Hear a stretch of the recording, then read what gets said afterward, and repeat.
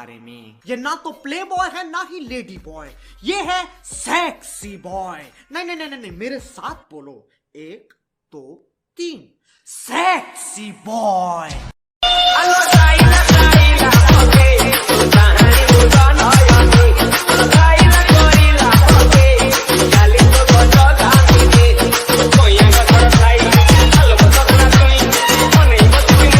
क्या जा भोसड़ी के